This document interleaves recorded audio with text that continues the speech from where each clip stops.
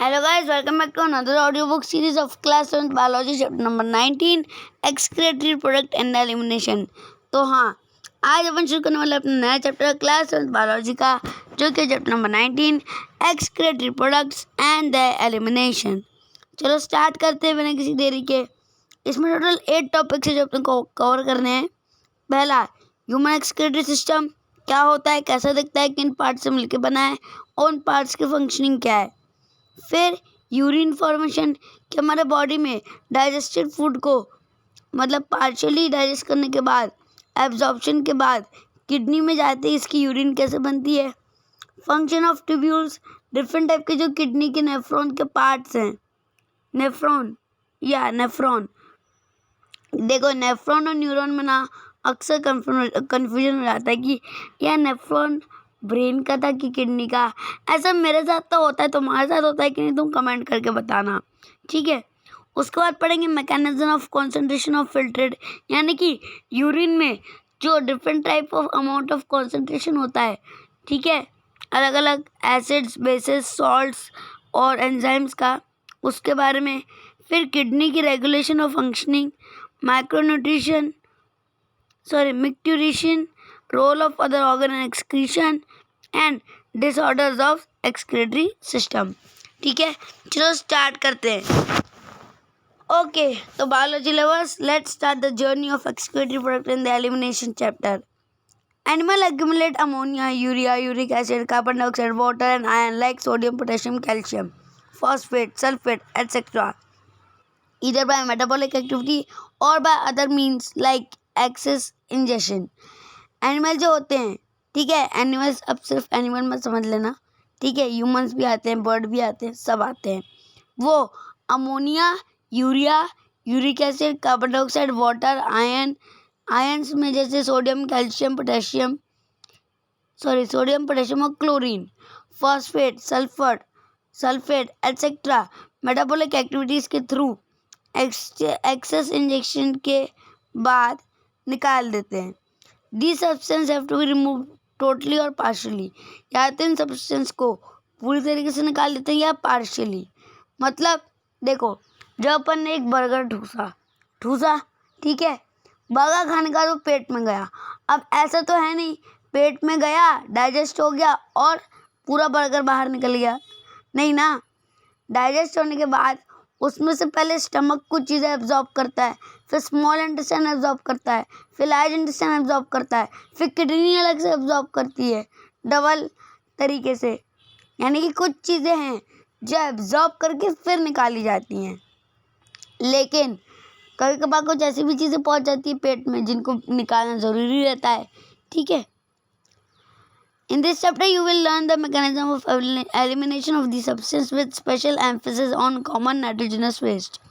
Ammonia, urea, and uric acid are the major form of nitrogenous waste excreted by animal. Animal द्वारा excreted ammonia, urea, uric acid बहुत ही common type के या major type के waste हैं।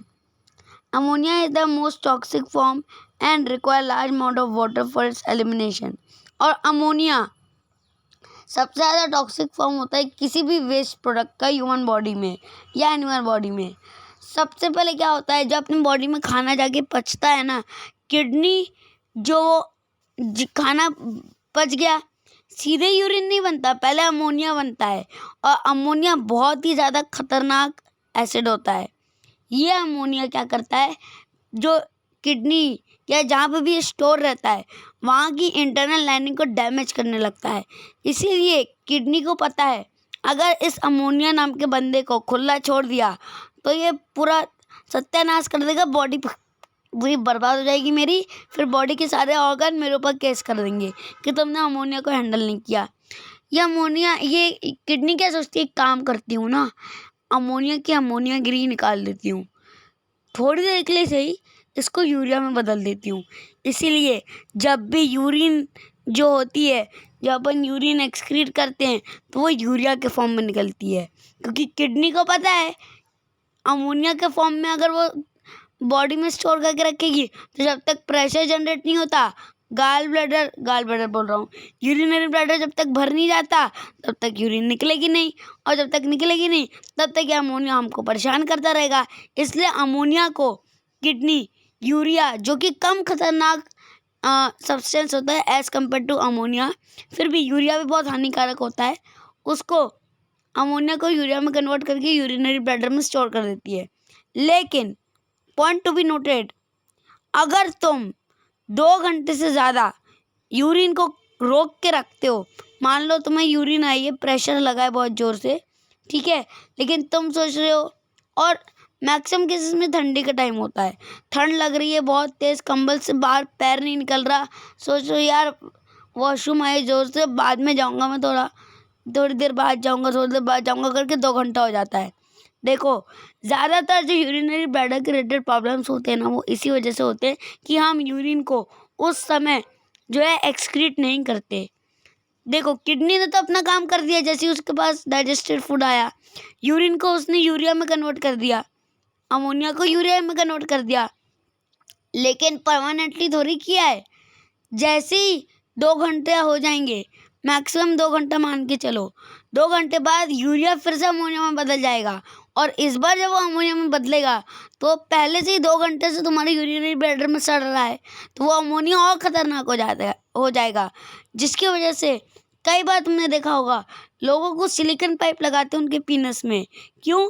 क्योंकि भाई इतनी यूरिन कंट्रोल करके रखते हैं, ठीक है, कि उनको यूरिन से रिलेटेड जो यूरिनरी ब्लैडर से रिलेटेड जो प्रॉब्लम्स होने लगती हैं, यूरिन पास नहीं होती, बहुत पेन होता है। देखो, सबसे बड़ा पेन होता है दांत के दर्द का, उसके बाद होता है यूरिन का, उसके बाद किसी और चीज़ का। इसलिए भगवान के लिए कभी भी यूरिन मत रोकना। अगर यूरिन रोक दोगे ना, तुम्हारे यूरिनरी ब्लैडर का फंक्शन ख़त्म हो जाएगा। दूसरा, अमोनिया तुम्हारे बॉडी को गलाने लगेगा। एक फैक्टफुल बात बताऊँ, देखो, इतनी बात सबको पता है कि लोग खुले में दीवार दिखती है तो उसके ऊपर जाके यूरिन कर देते हैं, वॉशरूम कर देते हैं, ठीक है। जिस दीवार पे यूरिन करते हैं, अगर वो दीवार बहुत ही कॉमन है जिस पर ऑलमोस्ट हर कोई जाके यूरिन करता है, और जो कि ज़्यादातर कॉमन प्लेसेस वाली जगह होती है, जैसे कोई रेलवे स्टेशन है या कोई ऐसा बस स्टैंड वगैरह है, ठीक है, जो बिल्कुल कॉमन पब्लिक प्लेस है, वहाँ जाके करते हैं। नाली वगैरह है उसके पास की दीवार है।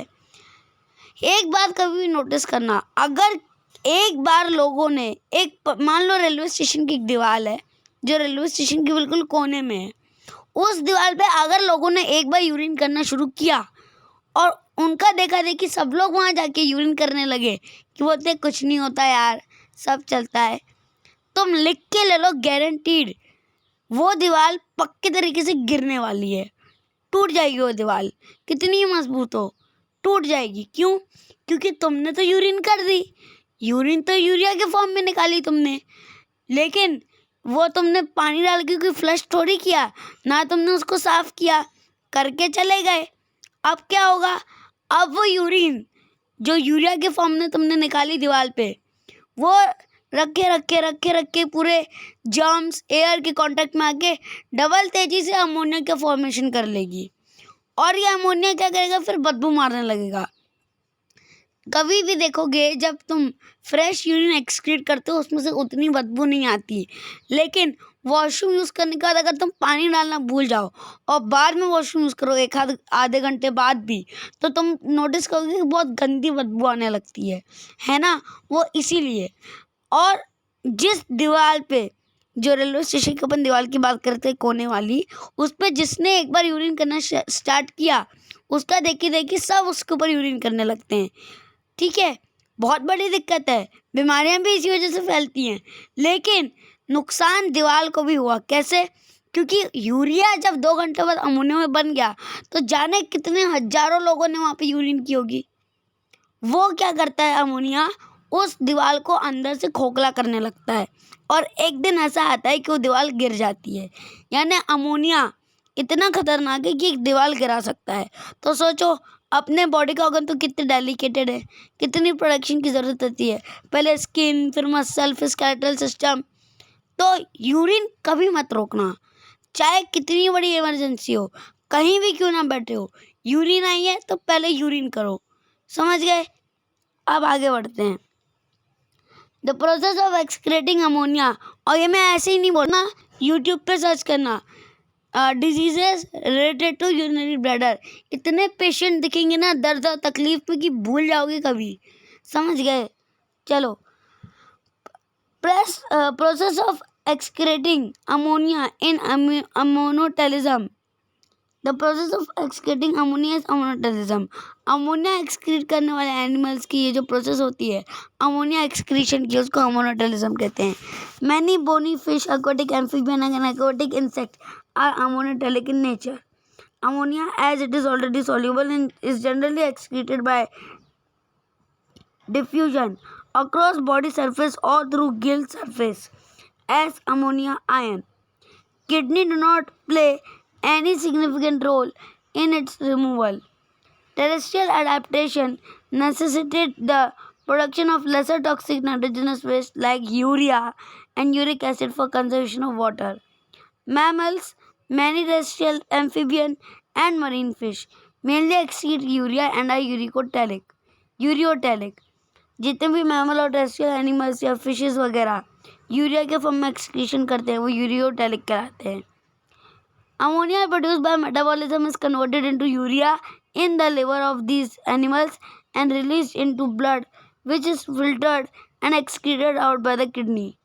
ये जो अमोनिया जो प्रोड्यूस होता है मेटाबॉलिज्म और कन्वर्जन ऑफ यूरिया के बाद, ये एनिमल्स ये लीवर में जाता है, लीवर एनिमल्स की लीवर से ये ब्लड में निकाल दिया जाता है, ब्लड से ये किडनी में जाता है और किडनी इसको बाहर निकाल देती है बॉडी के। Some amount of urea may be retained in the kidney matrix of some of these animals to maintain desired osmolarity. Reptile, bird, land snails and insect excrete nitrogenous waste as uric acid. जबकि reptile, bird, land snails और insect nitrogenous waste को uric acid के form में excrete करते in the form of pellet and paste with a minimum loss of water and are called uricotelic animal. अपन बोलते हैं ना चिड़िया ने पीट कर दी वाइट कलर की, वो क्या होता है, वो यूरिकोटेलिक मतलब एक्सक्रीटरी प्रोडक्ट होता है। किसका? बर्ड्स और कई रेप्टाइल्स और लैंड स्नेल्स का भी देखा जा सकता है। A survey of animal kingdom present a variety of excretory structure. In most of the invertebrates, these structures are simple tubular form, whereas vertebrates have complex tubular organ like kidneys. Some of these structures are mentioned here. Protonephridia or flame cells are the excretory structure of platyhelminthes. Some annelidas and cephalochordata, Amphioxus and Protonephridia are primarily concerned with ionic and fluid volume regulation, that osmoregulation. Nephridia are the tubular excretory structure of earthworm. ये अपन ने पढ़ा भी है। Nephridia help to remove nitrogenous waste and maintain fluid and ionic balance. Malpighi and tubular excretory structure of most of the insect, including cockroaches. Malpighi and tubule help in removal of nitrogenous waste and osmoregulation. Antennal gland or green gland perform excretory function in crustaceans like prawns. अब तुम्हारे लिए question है, comment करके बताना, cockroach में जो मालपिगिन tubules होते हैं ये कहाँ लोकेटेड होते हैं, कितने अमाउंट में होते हैं, क्या काम होता है और ये अलावा कॉकरोच के किस में पाए जाते हैं। ठीक है, ये टास्क है, कंप्लीट करके बताना। 19.1 Human excretory system. In human, excretory system consists of kidney, ureter, urinary bladder and urethra. Kidney are reddish brown, bean-shaped structure situated between the level of last thoracic and third lumbar vertebra, close to dorsal inner wall of abdominal cavity. यानी कि last thoracic के third lumbar के vertebra के dorsal inner wall पे ये abdominal cavity में situated रहती है। इसका एड्रेस थोड़ा वैसा नहीं लग रहा कि इंडिया के मध्य प्रदेश के जबलपुर के शाही ज़िले के दूसरी गली के 5वें झाड़ी के पीछे के बाजू वाले पेड़ के पीछे वाले बंगले के बाजू वाली गली का घर। ऐसा नहीं लग रहा था यार? ठीक है, जो भी है पढ़ना तो पड़ेगा। Each kidney of an adult human measure 10 to 12 centimetre in length. जो ह्यूमन किडनी होती है ये 10 से 12 सेंटीमीटर होती है लॉन्ग और 5 से 7 सेंटीमीटर होती है चौड़ी, यानी कि विड्थ। जबकि इसकी थिकनेस की बात करते हैं 2 से 3 सेंटीमीटर थिक होती है और एवरेज वेट 120 to 170 ग्राम होता है किडनी का। Towards the centre of the inner concave surface of the kidney is a notch called hilum through which ureter, blood vessels and nerve enter. Notch क्या होता है? Generally अगर किसी कोई ऑर्गन अंदर की तरफ दबा हो तो उसको नॉच कहते हैं, ठीक है। जैसे कि अपन ने चैप्टर नंबर 18 नहीं 17 में पढ़ा था रेस्पिरेटरी सिस्टम में कार्डियक नॉच, है ना। मैंने बताया था कि जो लेफ्ट लंग है उसमें एक नीचे नॉच रहता है, क्योंकि हार्ट जो है वो लेफ्ट लंग की तरफ टिल्टेड रहता है, जिसकी वजह से लेफ्ट लंग थोड़ा सा अंदर जो है वो दबा हुआ रहता है। याद है, मैंने बताया भी था। अब देखो आगे क्या दिया इसमें कि नॉट समझ में आया क्या होता है। आगे बढ़ते हैं। Inner to hilum is broad funnel shaped space called renal pelvis with projection called calyces. जो हाइलम जहाँ से एंटर होता है वहाँ पे जो है रेनल पेल्विस देखा जा सकता है, जिसके अंदर कुछ प्रोजेक्शंस होते हैं जिसको कैल्सीज कहते हैं। अभी डायग्राम दिखाऊंगा मैं। Outer layer of kidney is a tough capsule, और किडनी की जो आउटर लेयर होती है वो टफ कैप्सूल जैसी होती है। Inside the kidney there are 2 zones, outer and inner, outer cortex and inner medulla. The medulla is divided into few conical mass medullary pyramids projecting into the classes. जो kidney है उसके अंदर कुछ medullary pyramids होते हैं जिनके अंदर classes होते हैं, और ये कॉर्टेक्स के फॉर्म में एक्सटेंड करते हैं इन बिटवीन मेडुलरी पिरामिड और रेनल कॉलम, जिन्हें कॉलम ऑफ बर्जनी कहते हैं। The cortex extend in between the medullary pyramid as renal columns called columns of Bertini. अब देखो एनसीईआरटी में फिगर 9.2 दिया है। 9.2 का फिगर जो है उसमें ध्यान से देखो, जहाँ पे रेनल वेन, रेनल आर्टरी और रेनल पेल्विस या यूरेटर दिया है ना, यूरेटर जहाँ पे दिया है वहाँ पे पॉइंट नोट कर लो। पॉइंट ये है कि जो यूरेटर है, ठीक है, रेनल आर्टरी और रेनल हाइलम मिलके, रेनल आर्टरी और रेनल वेन मिलके रेनल हाइलम बनाते हैं, रेनल हाइलम को कॉन्स्टिट्यूट करते हैं। यानी रेनल आर्टरी और रेनल वेन को एक साथ रेनल हाइलम कह सकते हैं। ये जो रेनल हाइलम होता है इसके पास इसके जो ओपनिंग जंक्शन होता है किडनी के अंदर, वहाँ पे सबसे ज़्यादा यूरिया पाया जाता है, क्योंकि कॉन्सेंट्रेटेड जगह है ना, इसलिए। Each kidney has nearly 1 million complex tubular structures called nephron, और हर किडनी के पास एक कॉम्प्लेक्स ट्यूबुलर स्ट्रक्चर होता है जिसे नेफ्रॉन कहते हैं, in the amount 1 million, which are the functional unit, जो कि फंक्शनल यूनिट होती है किडनी की। Each nephron has 2 parts, glomerulus and renal tubule. हर नेफ्रॉन के 2 पार्ट होते हैं, glomerulus and renal tubule. Glomerulus is a tuft of capillary formed by afferent arteriole, fine branch of renal artery. Glomerulus एक tuft होती है capillaries की जो afferent arteriole और रेनल आर्टरी से मिलकर बनती है। Blood from glomerulus is carried away by an efferent arteriole, और ग्लोमेरुलस से ब्लड इफरेंट आर्टियोल के जरिए कैरी कर दिया जाता है। Renal tubule begin with double walled cup like structure called Bowman's capsule. Renal tubule जो होता है बोवन्स कैप्सूल से स्टार्ट होता है, which enclose the glomerulus. Glomerulus along with Bowman capsule is called Malpighin body or renal corpulus. Glomerulus और Bowman's capsule को मिला के Malpighin body कहते हैं। The tubule continue further to form highly coiled network, proximal convoluted tube (PCT). A hairpin shaped Henle's loop is the next part of tubule, which has descending and ascending limb. The ascending limb continue as another highly coiled tubular region called distal convoluted tube. The distal convoluted tube of many nephron open into straight tube called collecting duct, many of the which converge and open into the renal pelvis through medullary pyramids in the calces. ठीक है, अब ये मैंने क्या बोला, ये मैं तुमको एक डायग्राम दिखाता हूँ, उसके ज़रिए तुमको बहुत ही अच्छे से क्लियर हो जाएगा. ठीक है, अब इस इमेज को ध्यान से देखना. Just a while, let me open the image. Okay guys, तो अब अपन आ जाते हैं अपने नोट्स के ऊपर, जिससे कि तुमको बिल्कुल क्लियर कट मैं पूरा का पूरा चैप्टर जो है समझा दूंगा विथ एनसीईआरटी रीडिंग. ठीक है, तो जैसा कि मैंने अभी तुमको बहुत सारे नाम बताए. ठीक है, कौन कौन से पीसीटी, डीसीटी, बोवन कैप्सूल, ये सब. सबसे पहले किडनी के आउटर स्ट्रक्चर से अपन स्टार्ट करते हैं विद द बेसिक लेवल से अगर स्टार्ट करें तो देखो, ये है अपनी रेनल पेल्विस, ये है अपनी रेनल वेन. ठीक है, ये आ रही हैं बॉडी से, जो यहाँ पे आके कनेक्ट हो रही हैं. इसके अंदर ये है, अंदर का ये वाला पार्ट कैलिक्स, ये है अपने पिरामिड्स. ठीक है, मेडुलरी पिरामिड्स. ये जो इसके बीच में ये रेनल कॉलम, फिर इसके बाहर के लिए रेनल कॉर्टेक्स, और ये रेनल कैप्सूल जो इससे बना हुआ है.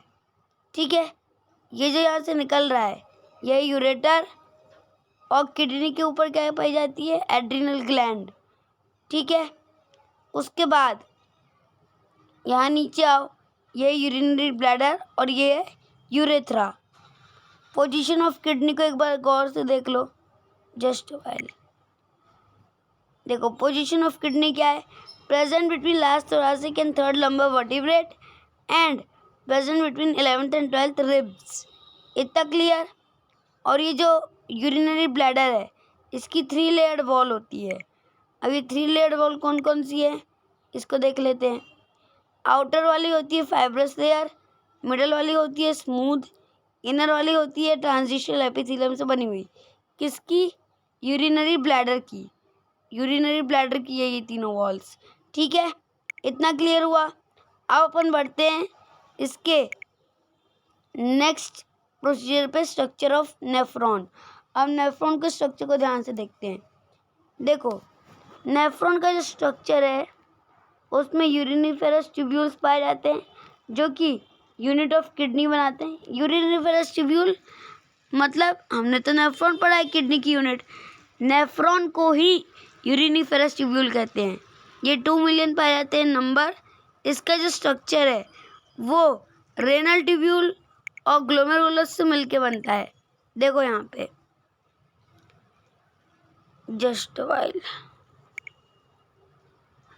ये देखो स्ट्रक्चर ऑफ नेफ्रॉन ग्लोमेरुलस और रेनल ट्यूब्यूल से मिलके बनता है. रेनल ट्यूब्यूल के अंदर Bowman's capsule, PCT, DCT, loop of Henle और कलेक्टिंग डक्ट आता है. वही सब जो भी अपन ने पढ़ा. Renal tubule begin with a double walled cup called Bowman's capsule, फिर प्रॉक्सिमल कन्वोल्यूटेड ट्यूब यानी कि पीसीटी, फिर डिस्टल कन्वोल्यूटेड ट्यूब यानी कि डीसीटी, फिर लूप ऑफ एम्बले और फिर कलेक्टिंग डक्ट. ठीक है, उसके बाद अगर इसके स्ट्रक्चर को ध्यान से फोकस करोगे तो ये देखो, ये है अपना क्या, बोवन्स कैप्सूल का डायग्राम, जिसके अंदर ये है एफरेंट एट्रियोल, ये है इनर और आउटर लेयर्स, फिर इसके अंदर होते हैं पोडोसाइट्स. ये जो दिख रही है पोडोसाइट्स, ये देखो, ये जूम करता हूँ लाइनिंग पे, ये दिख रही है, ये क्या है, पोडोसाइट. फिर आता है नेटवर्क ऑफ कैपिलरीज. उसके बाद यहाँ पे नेटवर्क ऑफ कैपिलरीज दिख रही है, ये नेटवर्क ऑफ कैपिलरीज है. उसके बाद यहाँ पे देखो, यहाँ तो हमको दिख रही है इफरेंट आर्ट्रियोल. ये इफरेंट आर्ट्रियोल, ये पूरा का पूरा स्ट्रक्चर क्या कहलाएगा, ये पूरा का पूरा बोवन्स कैप्सूल कहलाएगा. ठीक है, बोवन कैप्सूल की 2 वॉल होती है, आउटर और इनर. अब देखो, आउटर वॉल तो ठीक है सिंपल स्क्वेमस एपिथेलियल की बनी है, लेकिन इनर वॉल जो है वो विसरल लेयर होती है, यानी पोडोसाइट से मिलकर बनती है.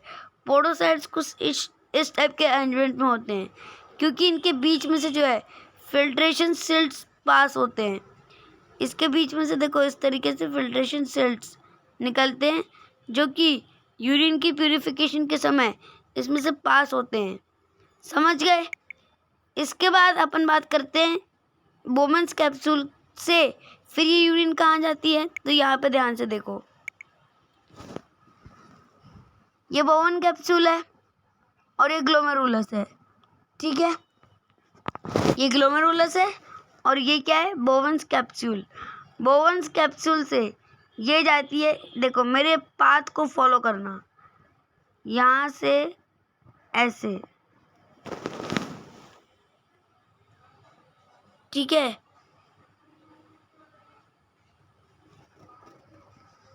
ये इस तरीके से कलेक्टिंग डक्ट में निकल जाती है क्या, यूरिन।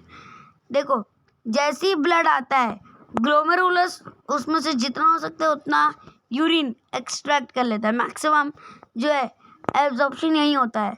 फिर ये जाता है बोवन्स कैप्सूल में यूरिन। बोवन्स कैप्सूल में जाने के बाद ये बोवन्स कैप्सूल जब इलोंगेट होता है तो हैंडलेस लूप बनाता है, यहाँ पे देखो लिखा है descending lymph of loop of Henle, यानी कि ये जो इतना पार्ट है ये हैंडले वाला पार्ट है, जिसमें जो ये ऊपर का पार्ट है ये डिसेंडिंग हैंडले है और ये नीचे वाला पार्ट असेंडिंग। यहाँ तक असेंडिंग हैंडले है और यहाँ तक डिसेंडिंग हैंडले है, ये डिसेंडिंग हैंडले है और ये असेंडिंग हैंडले है। बाकी का ये वाला जो पार्ट है ये वासा रेक्टा के अंदर आता है। एक्चुअली वासा रेक्टा जो है ये यहाँ पे ब्लड कैपिलरीज को शो कर रहा है, जो ये रेड कलर की दिख रही है ना, ये ब्लड कैपिलरीज। यहाँ से फिर से लूप ऑफ हैंडले कैरी होता है असेंडिंग, फिर डिसेंडिंग और फिर कलेक्टिंग डक्ट में। अब होता क्या है, जब यूरिन यहाँ से पास होती है तो ब्लड कैपिलरीज तो सब जगह हैं, तो ये इस हैंडले को लूप ऑफ हैंडले के आसपास बिछी हुई रहती है। ये दिखाई दे रही है रेड कलर की, ये हमारी ब्लड कैपिलरीज है जो लूप ऑफ हैंडले से अटैच्ड रहती हैं।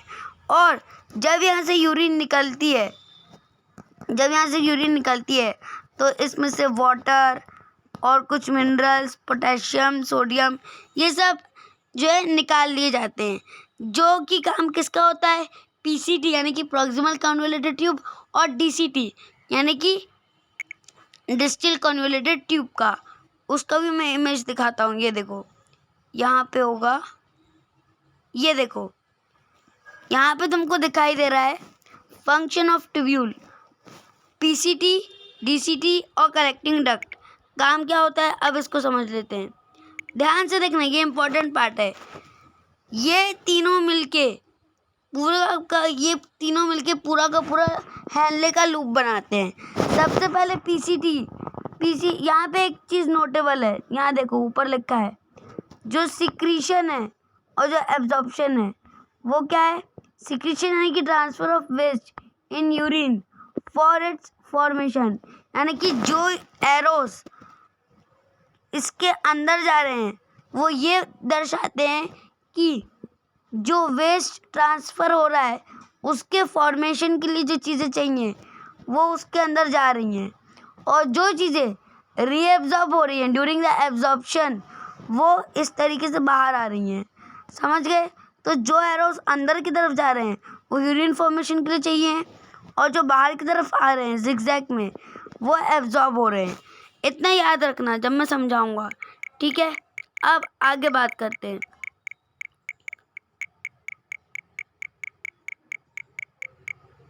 ठीक है, देखो पीसीटी जो होती है इसका काम होता है कि ये अमोनिया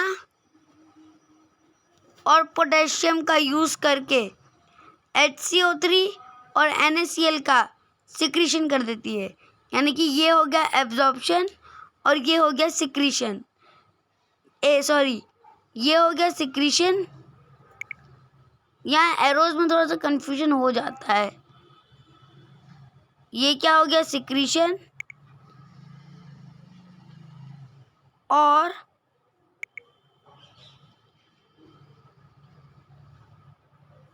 ये हो गया एब्जॉर्प्शन। ठीक है, ये देखो ये अंदर की तरफ जा रहे हैं यानी कि एब्जॉर्ब हो रहे हैं, और ये ट्यूब में निकल रहे हैं, सिक्रीट हो रहे हैं, तो ये सिक्रीशन हो रहा है। किसके लिए, यूरिन के फॉर्मेशन के लिए।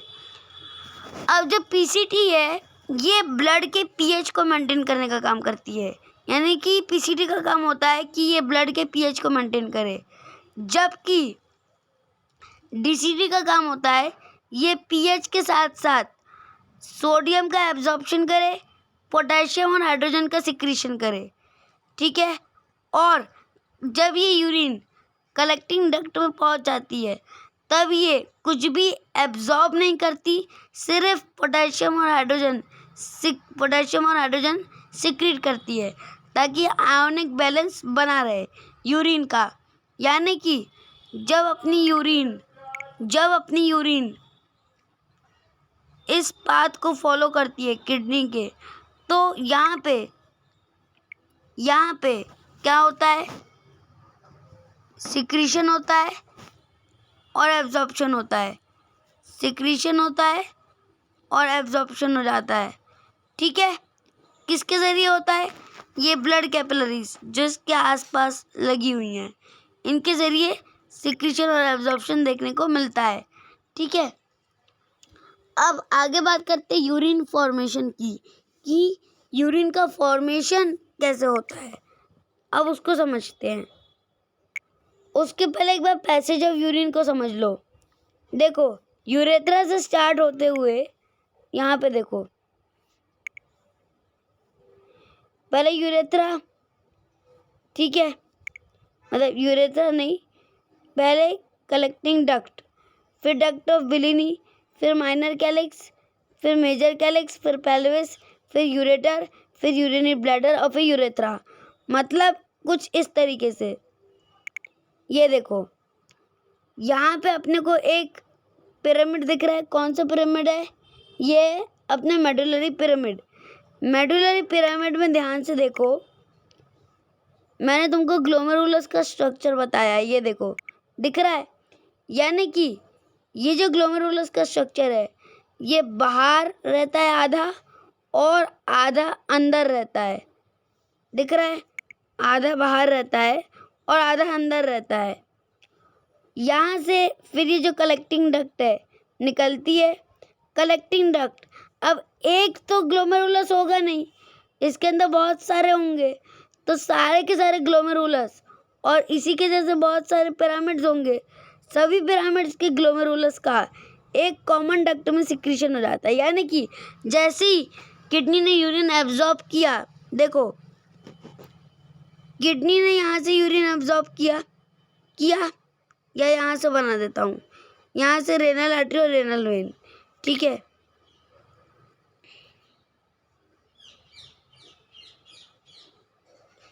अब देखो, यहाँ से रेनल आर्टरी और रेनल वेन की स्टार्टिंग, यहाँ से किडनी ने यूरिन एब्जॉर्ब किया। एब्जॉर्ब करने के बाद ये गया पिरामिड में। कौन सा pyramid? Medullary pyramid. Medullary pyramid के अंदर अपने को देखने मिले ग्लोमेरुलस और उसके स्ट्रक्चर।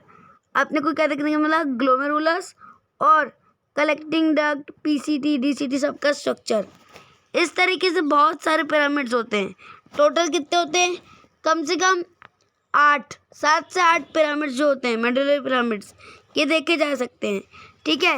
इन सब का कॉमन सिक्रीशन निकला यहाँ पे, ये निकला कॉमन सिक्रीशन मेजर कैलिक्स में।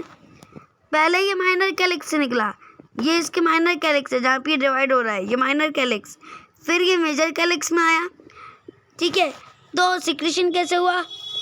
पहले यूरिन बोमन्स कैप्सूल में आई, बोमन कैप्सूल से PCT, PCT से DCT, फिर DCT से गई ये लूप ऑफ हेनले में, फिर कलेक्टिंग डक्ट में, फिर कलेक्टिंग डक्ट से रेनल पेपिला, रेनल पेपिला से duct of blini, duct of blini से माइनर कैलिक्स, माइनर कैलिक्स से मेजर कैलिक्स, मेजर कैलिक्स से आ गई पेल्विस में, और पेल्विस से ये पास आउट हो गई यूरेटर में, यूरेटर से यूरिनरी ब्लैडर, और फिर यूरेथ्रा से होते हुए बॉडी के बाहर।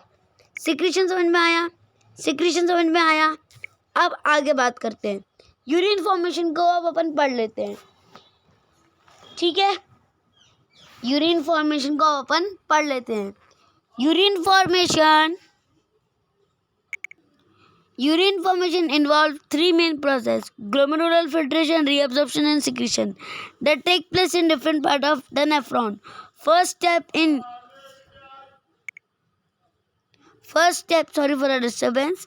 First step in urine formation is filtration of blood, which is carried out by the glomerulus and is called glomerular filtration. On an average, 100,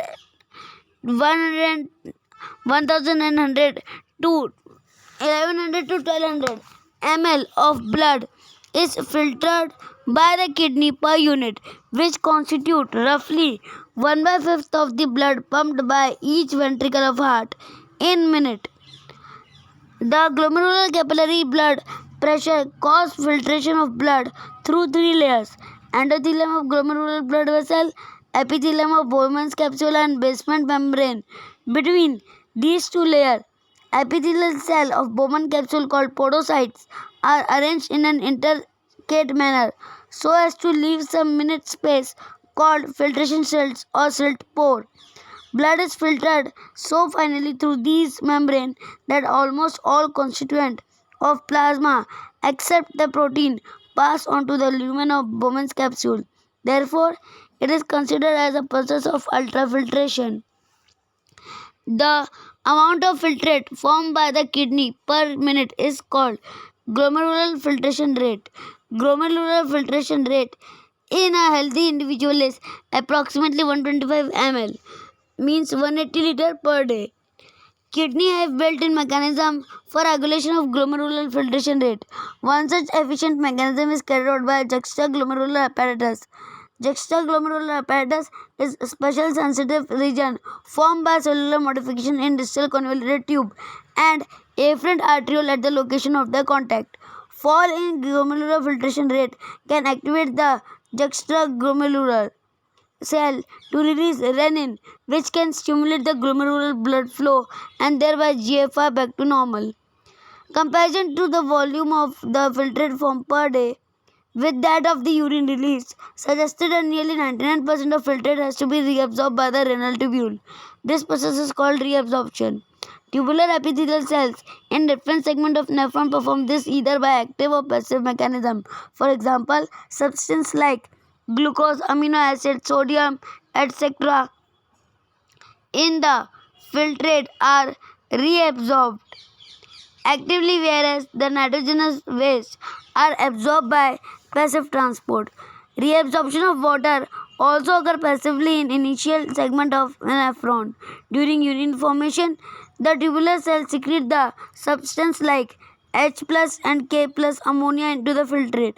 Tubular secretion is also an important step in urine formation as it helps in the maintenance of the ionic and acidic balance of fluid.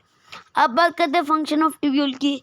तो मैंने अब भी बताया function of tubule ये वाले।